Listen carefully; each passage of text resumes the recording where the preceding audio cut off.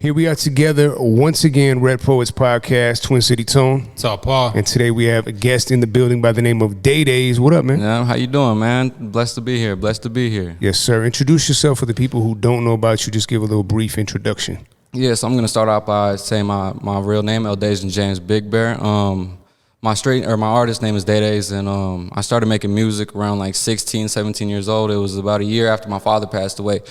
My father passed away from a drug overdose, so I really used, if it wasn't basketball, it was music that really helped me kind of grieve at that point in my life, you know, early stage of my life. And yeah, I was born and raised in Mille Lacs, and basketball was always a staple in my life. I played ever since I was in third grade, so if it was, like I said, if it wasn't basketball, it was always music that I leaned towards. And yeah, I'm the youngest of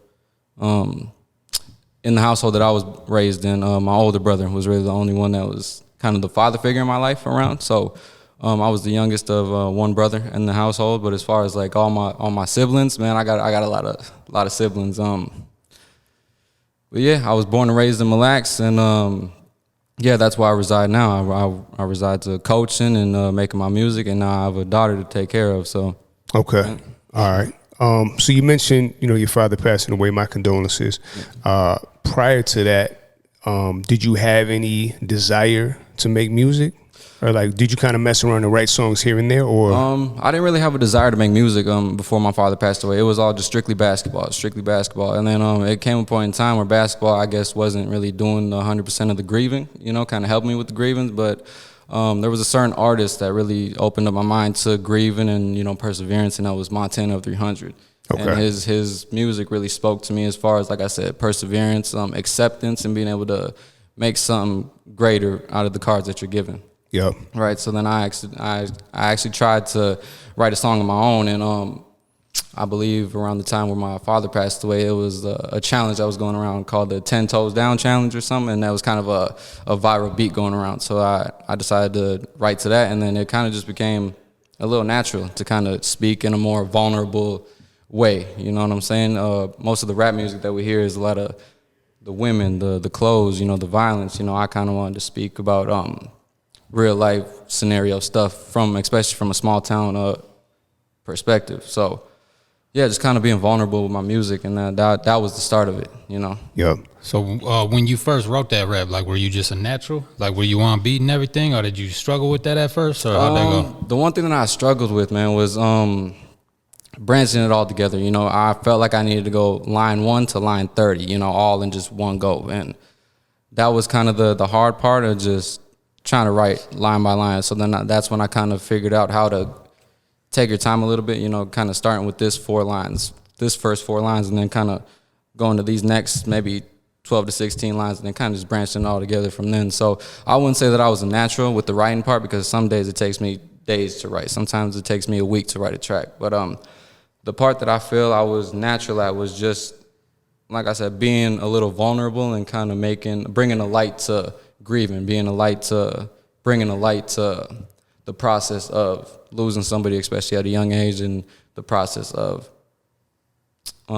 changing that to something better, you know? For sure. You know, we had Sean Who on the last episode, and he kind of talked about growing up, you know, in a small town or on the res, and like he had a lack of like resources in regard to like studios that he could go to, or even studio equipment. Like there was really nothing there.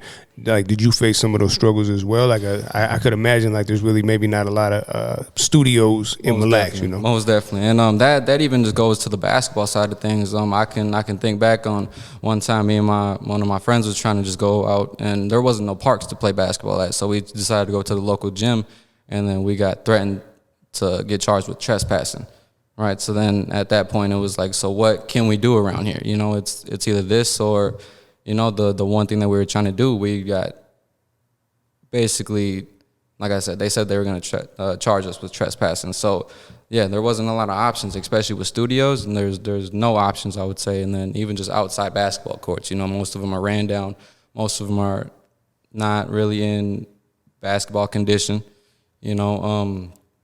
And the gyms that are open, they're only open till like 7 at night. So there isn't really an option or an outlet that can keep you going, you know, all around the clock, you know. So Yeah, that's definitely a struggle. Would you say that ties into why sometimes youth get into the wrong things because they don't got those positive outlets to get into? Most definitely, yeah. Because like I said, the gym is only open from 8 to 7, and from 7 until the next morning, the kid has whatever in his mind he wants to do, And I always say, the reason why I started hosting my basketball camps is because I want to keep these boys busy, and in a sense, I want to tire them out enough to not want to go outside, at night and go do some stupid things. And so yeah, that's definitely plays a part, Yeah. So, go ahead. No, I was gonna say, going back to right, we'll get to the coaching thing, but going back to your first rap that you wrote, did you have other homies you were able to show that to? Did any of your friends rap too or anything like that? Nope. It was kind of just a little solo mission for me. I feel like I needed something that I needed to get off my chest with, because me and my father didn't really have a relationship as it was. So I kind of felt like that song was a final message to him. As of, I know that I'm 15 years old, but hey, this is kind of from me to you. What I need to get off my chest to you, and but yeah, I showed some of my boys, and they liked it, and then I posted it on Facebook, and it got a lot of attention. Just people kind of gave applause to the fact that I was so vulnerable, especially at that age. Kind of showing kids that it's okay to tell your story, and it's okay to tell it in a light that is vulnerable and that is a little that is a little dark at times, so, yeah. Yeah, and you said that was the first song you ever wrote, and so obviously that was the first time recording it. Did you go to an actual studio? Did you record it yourself, or how did you record it? No, so I was a little old school with the process. I just pressed my iPhone, pressed record on my iPhone, and it was just recording in my car. Okay. So, yeah. Okay. All right, so you recorded in your car, put it up on Facebook, you got good feedback, yeah. And that kind of gave you some motivation to say, like, okay, I can do this. Most definitely, yeah. And especially, just kind of trying to learn like the branches of how to write different kinds of music, and then that's kind of when I started to focus on bringing a more, I guess, upbeat style of gospel rap or this and that. So it gave me the confidence to go out there and try new things.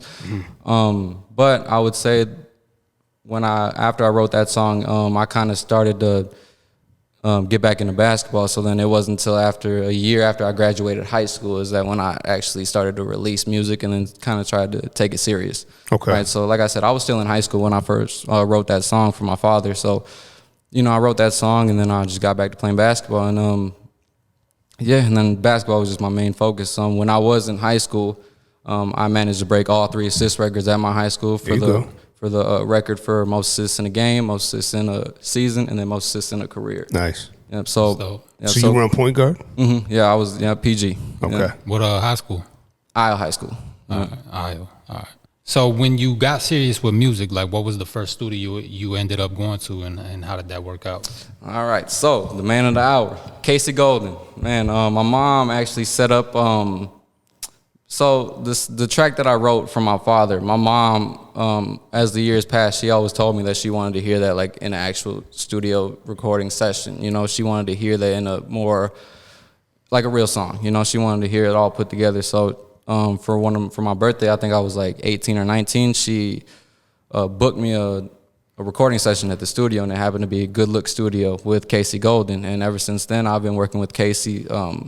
Since then, it's been about like 4 to 5 years that I've been working with Casey, and he's really helped me with my sound. He's helped me with, there's a couple of songs where I went in the studio kind of having an idea of what the song was going to sound like, but then he was like, no, let's try this, and then it worked. Right. Yep. So Casey, he's worked with 50 Cent. He's told me that he's mixed up a track record for like the show Rick and Morty, I believe. So he's kind of been around he's been around the game, and he's been around some people, and he made some music back in his day. So he has a real educated perspective on music. So Casey Golden he's definitely been a big help in my music career. Yeah. Shout out to Casey. He's really dope with the mixing and engineering for sure. I think he used to travel with Black Eyed Peas too. He said, I believe. Yeah. So I mean, he's definitely got a high quality studio, high quality product with his mixing and audio and everything. You worked with him before too? Yeah. I've worked with him on some music too, and it's definitely dope. It's good quality. Yeah, I would say Casey is definitely a man of don't judge a book by its cover. You know what I'm saying? Yeah. That's. Where's he based out of? Minneapolis? Yeah. He's over in kind of like northeast Minneapolis, I think. Okay. Yeah. borderline northeast. Right. So was it just straight from recording into to the cars to Casey's, or did you have any bedroom studios you got down in between? Or Maybe if it, man, just other than the either recording studio or my car, it was kind of just weekends at my cousin David's house. You know, he kind of had a little Disney microphone that we would use and kind of just set it up, you know, to his phone and then do some little, just make his closet into a little studio. So other than that, it was, I didn't really branch out into anything else, you know. Yeah. So that's a big step, going straight into a studio like that. That's right. Nice. Right. I remember those days, though, man, recording, in, you know, in the room, in your bedroom. You set up the closet like the booth. Yeah, I think that's needed, especially, you know, to kind of have that kind of, that brings hunger, you know, that kind of setup and that kind of environment, you know, that brings a lot of hunger, and then you learn a little bit about yourself with that kind of equipment, and then you start to think like, oh, what can I do with this kind of professional equipment, you know, and then that allows you to kind of go step by step and with your progression, you know. So I think it's important for kids to get a little creative, maybe in their bedroom at times, you know. So that's really a big step in becoming a big artist, you know. That, like I said, it creates that hunger, I feel like. Yeah, and then I think when you ultimately progress into a bigger studio, you appreciate it more. Mm-hmm. Most definitely. I mean? Right. So talk about that first recording session in the real studio. Mm-hmm. Like, what was that like? Were you nervous, or like how did you feel stepping into that studio? Man, I was super nervous, especially just, it was man, as soon as you walk in that studio, it's all the buttons. It's the nice little studio that has its own room. You know, the microphone has its own room, so it was different, man. Obviously, it's totally different than just rapping in your car. But I think the biggest thing that I was more nervous about was the fact that I'm working with this kind of, it seems like a professional, so I didn't want to really embarrass myself, you know, in front of him. So, but then, you know, the first song that I laid down was for my father. That kind of came natural, right? And then this kind of where it branches off to Casey's Knowledge, right? So I had this beat that was supposed to go with the second track that I was going to go with, and I couldn't find the beat, da-da-da-da, so then he ended up having a certain beat for it, and then he was like, let's just try this out, man, just see what it kind of sounds like. And in order for the song to fit on the beat, I needed to use a different melody, and he was like, just give it a shot, you know, we can do this and that, and it ended up working, yeah. And that was the first time I kind of trusted Casey with his side of things and with his perspective, and like I said, it worked, and the song never got dropped, but I still listen to it on my own time, you know, and it's a pretty nice track. So yeah, the first time going to the studio, I definitely was nervous, and I was just more nervous of the fact of embarrassing myself, you know, kind of taking that big step from a car to the real thing, you know. It was, you know. Yeah. All right, how about the performance side of things? Like, when was your first, you know, show or open mic or anything like that? I think my first show was in 2022. It was in a small little coffee cafe with my boys, and yeah, it was a pretty small show. You know, you gotta crawl before you walk. You know, so but yeah, that was it was a real eye opener to the fact that if you want to make it far in this business, you're not only does your music have to sound good, but you have to be a performer at the end of the day. So that kind of opened my eyes to branching off into that aspect of the music side, you know, trying to get out of my shyness, you know, on the stage, you know, instead of just waving the arms a little bit, maybe jump up and down a little bit, or maybe interact with the crowd a little more. So that opened my eyes on the real process if you want to gain a fan base and if you want to make it far in this industry. You know, you got to be a performer at the end of the day. Definitely. Absolutely. Now, you mentioned it was kind of a smaller show, but were you still pretty nervous getting up there and performing your song for the first time? Most definitely, because most of the crowd was people I knew, right? So there's more pressure, right? Right. If you don't do well, they're gonna let you know. They're gonna let me know, right? Mm-hmm. That was definitely what made me more nervous. Is it was everybody that I knew. So yeah, if I messed up, I was gonna know after the show. Yeah, but now being that you're an athlete, you've been playing basketball your whole life, so you've been in front of crowds, and right. Do you think that helped you with your confidence when it came? Like, did that kind of transition and cross over into performing music? Man, maybe you never thought about that before. Yeah, I've never really thought about that, but I think that with me playing basketball, me being able to kind of thrive in that spotlight, it was playing basketball. It was about assists is about sharing the spotlight, right? So I think yes, it kind of helped me with my ability to share the spotlight. You know, when I'm on stage, I always bring some of my boys with me. You know, they always got to come with. So that part is really what transcended from basketball to making music. But other than my performance style, there's some new things that I got to learn and pick up on, and kind of get into my, my mindset and my characteristics on the the stage, you know. Okay. All right, so you mentioned you're a basketball coach. So how do you balance the two, like being an artist and being a coach? And you can tell us more about your coaching too. Yeah, I think it goes hand in hand because, you know, a lot of my boys, they're on social media and they're on their phones all the time. So I guess to kind of see their coach, whether it's a music video or whether it's a podcast interview or whether it's just an interview in general, I kind of think that it goes hand in hand with it because they understand that I can relate to them a little bit more, right? A little bit better than their previous coaches and what we're around, right? So I can definitely relate to my boys a little more just because I'm only 23 years old, right? So I kind of know what's going around. I know the certain I know the expectations they're given. I know the statistics that are against them, and I know the circumstances, right? So it's been going hand in hand just because like I said, the music doesn't really take up too much of my time, right?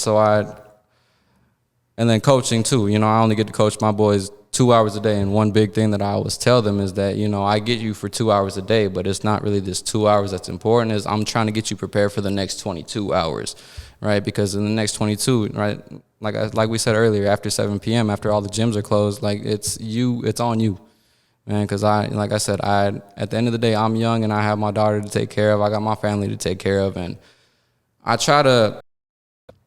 a little hard on these boys at times, right, through my coaching because of some of their circumstances. But yeah, I think it's gone hand in hand just because I've been and seen a lot of different levels of success, levels of either drug abuse, alcohol abuse. So like I said, I can relate to these kids like to the fullest extent. So that's kind of how it's gone hand in hand. And yeah. What age kids are you coaching? So I do, as far as like camps, I do 3rd through 12th grade, and then in the winter I coach the JV basketball boys. So whether that be a freshman or whether that be a kind of an underdeveloped senior at the time, or then and then I started an AAU basketball program for Mille Lacs, and the program is called Face the Statistics, or From the Sticks, where we face the statistics, and it's called FTS, right? Our squad is called FTS. So, like I said, that means from the sticks, where we face the statistics. And so yeah, this was our 2nd year. We just finished up our 2nd year of our program, and it's been a roller coaster, man. Because the first year, my mother was actually able to help out a lot. And then just this year, she was appointed to a whole new job. She was the commissioner of administration for the Mille Lacs band. So she had to take a step back from the AAU side of things. So I had to do all the scheduling. I had to do all the practices and all this and that and the third. So, but yeah, the AAU program has been rising, man, every single year. This year we brought the boys to Florida, to Orlando, Florida, for the Ballers Paradise tournament, and I was able to meet and connect with the old respected coach, or with a well-respected coach, I should say, by the name of Norris Bo Bell. And Coach Bell, he played for the Atlanta Hawks in 1987, I believe. But then he signed and went overseas for like 13 years. So I was able to meet and connect with the real basketball mind that's been in the game for a long time, and that's been educated on how the game is played now versus how it used to be played. So yeah, the AAU experience has just been crazy, and it's been rising every year. Like I said, we just finished up our 2nd year, and I've had kids from Red Lake come show up. I've had kids from over in Hinckley or up in Aiken. That's like an hour north of Mille Lacs. But yeah, and yeah. What's your favorite part about coaching? Oh man, it's a lot. I always say, man, my favorite part about coaching my kids in Mille Lacs is they all got stories to them. They all have like certain type of scars to them, whether that be problems at home, whether that be whether they're just missing something in their lives, man. I always say that I want to be the man in their life that I wish that I had. Yeah. You know, so to be able to pay that forward, that's probably my most favorite part of coaching, because there's a young kid that I'm going to shout out right now. His name is Joshua Nickelboyne. So when I first started doing camps around 2 years ago, the kid, he couldn't throw the rock in the ocean, man. He couldn't, if he was left-handed, if you cut off his left hand, though, he's still going left. He was that kind of kid, but he's put in the work, man. He's been rising to the occasion every single time he steps in that court. And just this past year, his junior year, he managed to break the record for most threes in a season, or in a game. Right? Nice. He broke the record for most threes in a game. So just to see that kid kind of grow from a very underdeveloped ninth grader to now he's going into his senior year and he's going to be our sole leader, you know, and he's just, that kid is amazing. So that's been the best part of coaching, is to see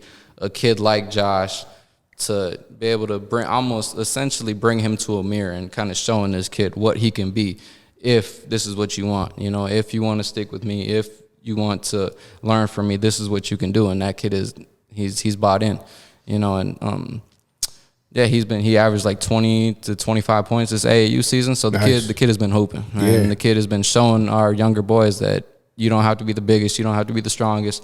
You know, the kid is probably like 5'7", maybe like 120 pounds soaking wet, but he can get it done. You said he's averaging how much? Like 20 to 25 in AAU. Yeah, it's nice. I mean, to going from not being able to throw a rock in the ocean to 25 points. That's major. Yeah. And salute to you for helping him get that. You know, work ethic will take you a lot further than just raw talent. Absolutely. Without work ethic, you know what I'm saying? So that's major. And shout out to the youth work aspect of things too, because I got into it for many years myself with the same motivations. You know, like you said, something you said interesting that I related to was wanting to be that figure for them that you didn't have growing up. Right. So I got into it too, and more recently I've started to see a lot of the youth that I work with, you know, running youth programs themselves, or, you know, playing college football and stuff. So like you'll see stuff like that later down the line too. Like it's pretty cool. That'll be crazy, man. I always tell my boys, man, it's the same thing like with my being a father, man. If I can just, one thing that I always tell my boys, man, I'd rather have 4 quarters than 100 pennies, man. If I can get at least just 4 of you that can go out into the world and change the world and be able to branch off what we're trying to do here in Mille Lacs, that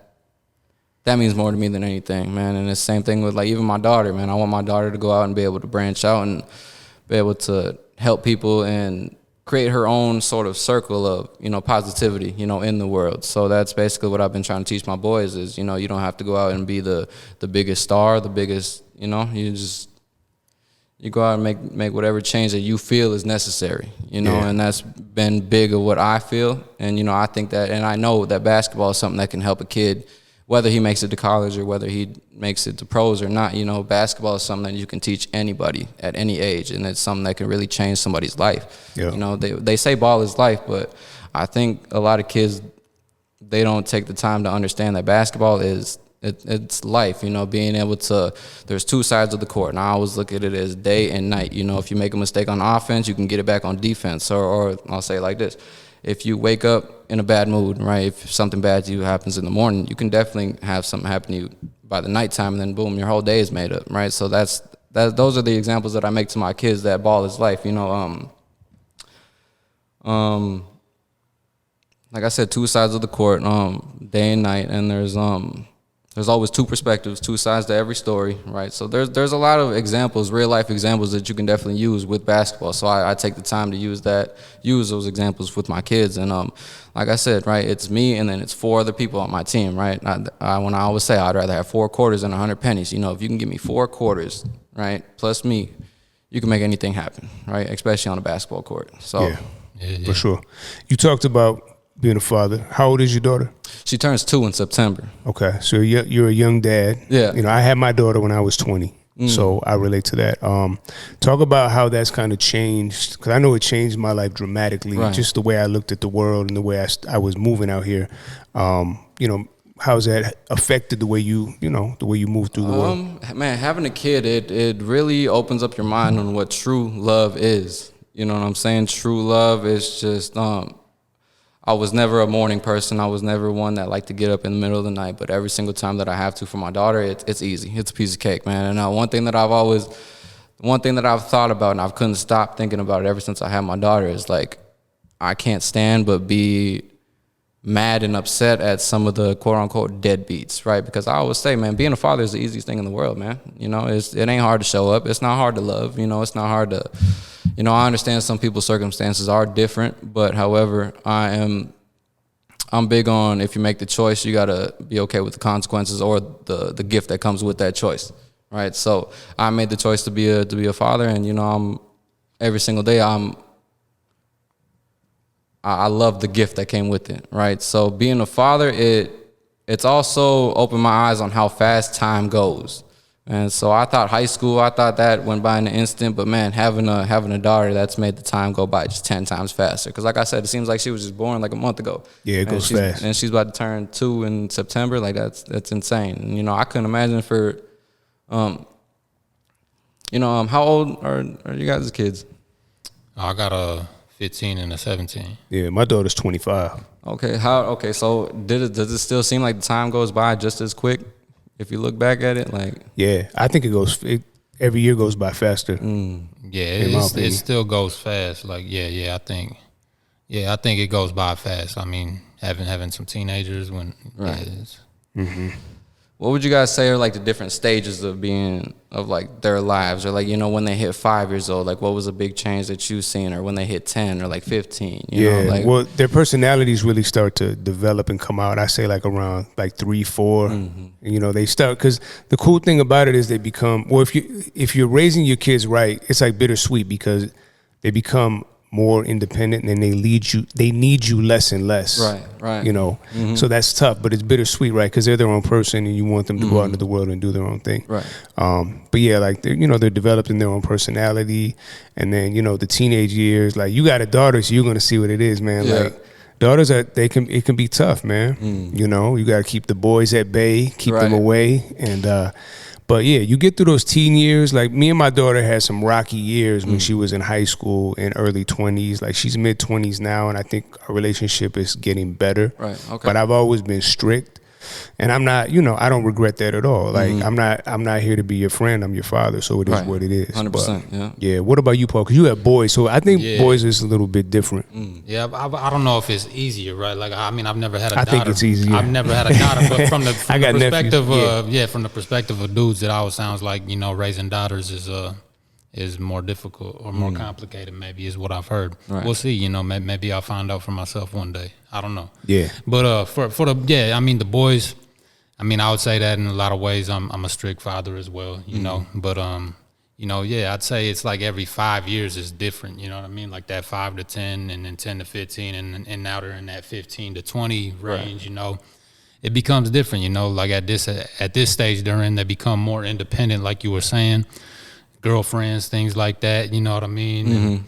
Just going out to the movies with their friends and stuff. It's just they gradually become more and more self-reliant, which I like, but at the same time, as a father, they're always going to be our kids, right? Like, no matter how old they are, they're our babies. So we always going to have that same that perspective of wanting to make sure they're good and everything. And maybe they don't like that as much as they get older, but it's one of those things. So another question for you too, being that your kids are a little bit older, they're starting to branch out into the world by themselves. At what age did you kind of start to, whether it's showing them different movies about like how things can go, or showing them different so let's say, for example, like, I'm not sure if you guys ever watched the movie like Taken with Liam Neeson. It's kind of like it's a great movie. Right. So at what age did you guys like start to think about bringing that reality to them, like that's in the world, Yeah. Well, I mean, I was always upfront and honest about the dangers in the world and like, moving a certain way, especially as like raising a daughter. I think, again, I mean, I think you have to be more protective of a daughter. Still protect your son, but like, I feel like the world is more dangerous for women than it is men. Right. So I was always upfront. I wouldn't say like I was showing her like a movie like Taken when she was like a little kid. Right. You know what I mean? But like, yeah, just definitely letting her know, like, the world isn't always this sweet place, and there are people out here that will hurt you, that could take you, do bad things. So you always have to be aware of that. Stranger danger is a real thing. Yeah.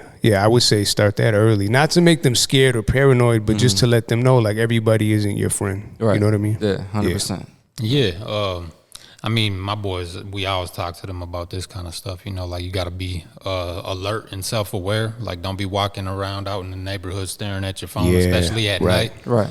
Because I tell them, like, the best way to stay out of danger is to be aware and self-alert, you know what I mean? Like, now if you're putting yourself in dangerous situations, then it just compiles on, you know what I mean? Now you got to be more than alert. You got to be anticipating and things like that. But, I teach them a lot of the stuff that I taught, permit to carry clients when I was a permit to carry instructor. You just got to have that situational awareness. Right. And know the neighborhoods you're in. They know Minneapolis, you know, because they've grown up here. Just know the situations you're in, and not to be, you know, just kind of loopy brained, and you know what I'm saying, like lazy brained about your approach to your own security.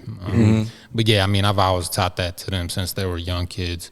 Even now, though, I mean, like I said, they're always gonna be our babies. So, like, I wouldn't even like them at 15 and 17 riding their bikes around at nighttime and stuff like that. Right. Because, like, yeah, I mean, they know what it is.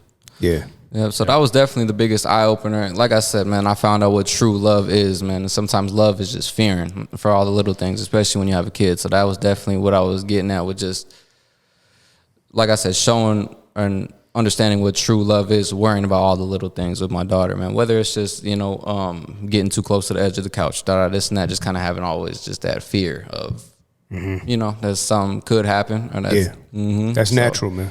Yeah, No, it That's is. natural. And not to compare our kids with something you just said, that like the fear aspect of love. Like, you're basically signing up. When you have a kid, you're signing up for heartbreak at some point in time, because they're gonna go through things. You know what I mean? They're gonna go through things, and you gotta feel that with them. And one other thing it made me think about is, like, I'm an animal lover. You know what I'm saying? Like, I got 2 pets, and one saying that they say about pets is, like, they live short lives, you know what I mean? So when you get a pet, you're basically signing up for heartbreak. You're just putting it on layaway. Right. Because they got short lives. You know, a dog they might pass after a few years, or maybe 10 years, 15 at most, if you're lucky, you know? Yeah. So I think about that in the same respect with our kids. Like, ideally, you know, we go before them, but you're still going to deal with their pains and everything in life. So yeah, exactly. Yeah, and as much as you try to protect them, you know, they are going to feel pain. You know, they're going to fall down and scrape their knee up. They're going to get sick. They're going to, you know, they're going to go through things, and it's tough to watch them go through those things. But as long as you're there and they know that they can count on you, you're the rock, you know what I mean? Like, you're the mountain, like, you never move. Dad is always going to be there. Yeah. You know what I mean? Just stand solid. One thing I was going to ask you, because you said you really didn't have that great of a relationship with your father, and you mentioned when you had your daughter, you know, it kind of put it in perspective. Not to say your dad was a deadbeat. I'm not saying that. Maybe he was. I don't know. Like, I don't have a great relationship with my dad. Right. I mean, we're cool. Like, we talk maybe just a few times a year, and if I see him, I run into him, and we might have a little conversation. But, like, he was really never there for me and my brother growing up. Right. And when I had my daughter, it kind of put that into perspective. Like, man, how could you bring something, like, create something and bring it into this world and then not be there to, like, raise it? It's crazy to me. Yeah. So, like, did you kind of feel that same way when you had your daughter about the relationship with your father, or, like, how did you feel? Yeah. Now I've definitely accepted, you know, the decisions that my father has made. And, you know, essentially I kind of think that I was cursed with a blessing when my father passed away, because obviously losing your father at that young age, that's not an easy task for a kid to get over. And but I feel I was blessed because it opened up my eyes and my mind on who I truly wanted to be, man. Whether it's a tremendous father, whether it's a tremendous mentor, a tremendous coach, like, I know what it is, what I feel my purpose needs to be, and that's just being there for the kids that are in need. And one thing about my father is he was always conscious. He always knew he was doing wrong, right? So that is something that I will give him, is he was kind of smart enough to, I guess, know that he was doing some stupid stuff. But yeah, like I said, now that I'm 23 now, so I've had a lot of time to really just sit back and accept, and kind of, you know, he went left, so I decided to go right, you know, and kind of just learning from his mistakes as a father. And you know, I still remember one of the, you know, I was in, like, 3rd grade. He said he was going to show up to a basketball game, and he never showed. And, you know, that little stuff, that stays with you, man, for the rest of your life. And it truly does. So that's something that I know that I never want to do to my daughter, or I never want to do to any of my players. You know, every time I said I'm going to show up, I always do. One thing that I tell them is, you know, Indian time is a real thing, man. Sometimes we show up a little later, but I always tell them, man, I might be a little late, but I'll never not show up, kid. You know, and that's real. And then kind of a little story of the time that my father actually did show up. And this is kind of something that kind of eats at me a little bit, or it ate at me a little bit when I was growing up. But my father said he was going to come to this 3-on-3 tournament on the District 2 reservation. And so yeah, he ended up showing up. But however, I ended up rolling my ankle I like fractured my ankle. I think that night before, because we were practicing on the hoops like right behind the casino in Hinckley, and like I said, I got injured, and then he ended up showing up. Right, so the one time that he showed up, I was injured to play. I couldn't play. I was hurt, so that ate at me for a long time, especially after he passed away. Right, because after he passed away, that's when I wanted to honor him with breaking the assist records. Right, so. He passed away the fall of my sophomore year. So my 10th grade year is when I first started varsity, right? So that's when like I said, when my father passed away, I just felt like I was cursed with a blessing, because I knew what I wanted to do, especially with basketball too. Because after that, I was like, okay, let me do this last thing for you. And then I ended up breaking the assist records that year with the most assists in the game and then most assists in a season. Yeah. Right? So did he ever end up getting to see you play? No, he never got the chance to see me play. Okay. Mm-hmm. Okay.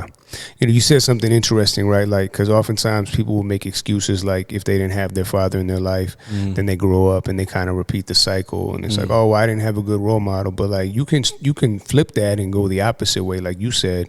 All right. I know what not to do now and take that direction. So, salute to you on that, man. All right, thank you. Yeah. What are some of the things that helped you kind of accept your relationship with your father as time went on? My mother definitely played a big role in that, because my mom she never tried to steer my perspective on my father. If he ever called me from prison, she always allowed me to say, hey, do you want to talk to your father or not? So she allowed me to kind of perceive, what was going on in a more paceful manner, I guess. But like I said, she allowed me to kind of have my own perspective on my father. So with that being said, I took a lot of time to examine, like, obviously the decisions he was making.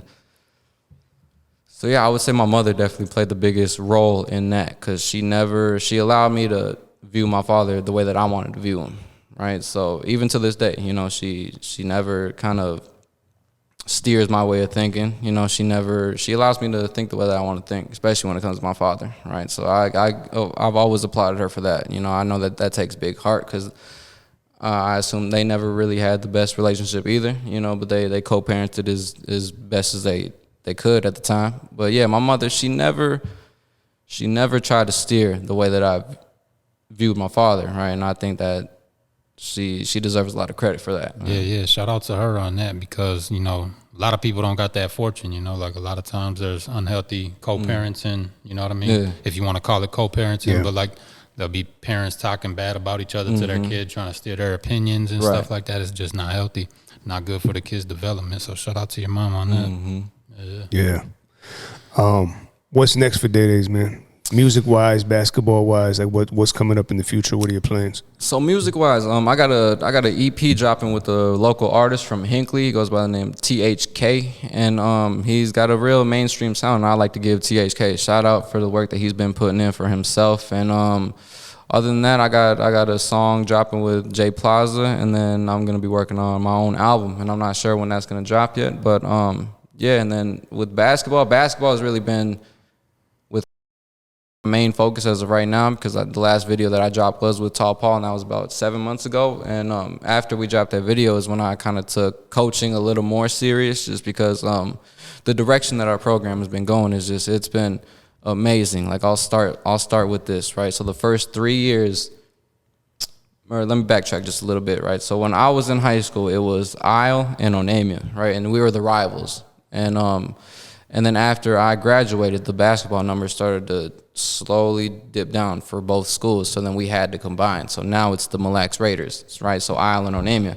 So the first 2 to 3 years that the Mille Lacs Raiders that we combined, we only won 4 games in 3 years. And then I've been coaching for these last 2 years. And these last 2 years, we've won 12 games, right? So we've been doubling our wins every single year. And the amount of kids that were in the program when I very first came here was probably like 10 to 15, and now we're looking at maybe 40 to 50 kids this year. So the basketball program has been progressing, man, as far as the numbers, as far as the talent, as far as the overall chemistry with all these boys, man. It's been amazing to see, and I can't help but just put a lot of my focus into that, Yeah. Nice. Do you got a long-term vision for coaching the high school team or the AAU programs? Yep, I want to be the most winningest coach in Minnesota history, right? And I know that's going to take 30 to 40 years of coaching, but I know that that's something that can definitely get done. And yeah, so my long-term goal for the Mille Lacs Raiders program is obviously to get them to the state tournament, obviously to get a championship banner up on the board, but my main focus is to make these kids professionals, whether it's on or off the basketball court, right? So I want these kids to go out and being able to be a team player, to be able to be a leader, to be able to not only just look to be a leader, but also look to be a tremendous follower, right? Because one thing that we talk about is the best leaders are the best followers, man. The best followers, they ask questions. They're vulnerable to the fact that they're wrong at times, and they're able to learn and dig into the things that they're wrong about. So that's one big topic that me and my boys talk about. So I always hope that ventures out into, like I said, the other 22 hours that I get them, right? I only get them for 2 hours a day, whether that be practice or a game. From C squad through the varsity games, it's only like 2 to 3 hours that I get them. So the things that I'm really trying to focus on with those 2 to 3 hours, I want it to set them up for the next 22 hours, or whether that be for the next 22 years of their life, right? So yep. Well said. Yeah.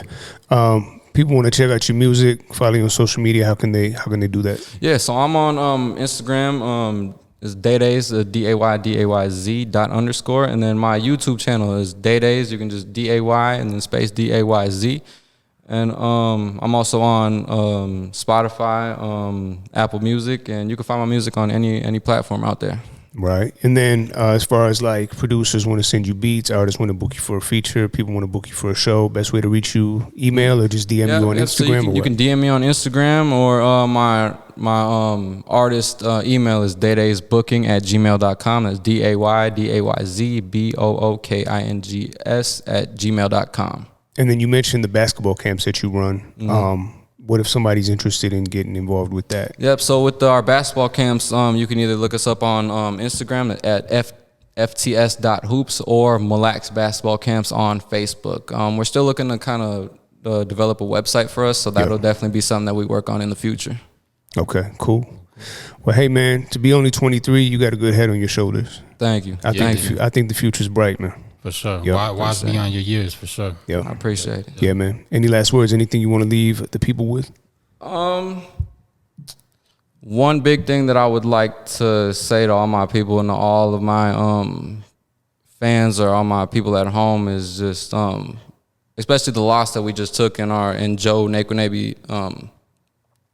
We all got to come together, whether it be one way or another, whether it be supporting in our youth or whether it be supporting in one another. I think that it's very important that our community needs to think about us as the outside looking in a way, right? There's a lot of stuff going on in the world, so I think it's best that the Mille Lacs band needs to come together and, like I said, be on the outside looking in, because we have not only the numbers, but we have the minds and the bright spirits enough in our community to be able to take over.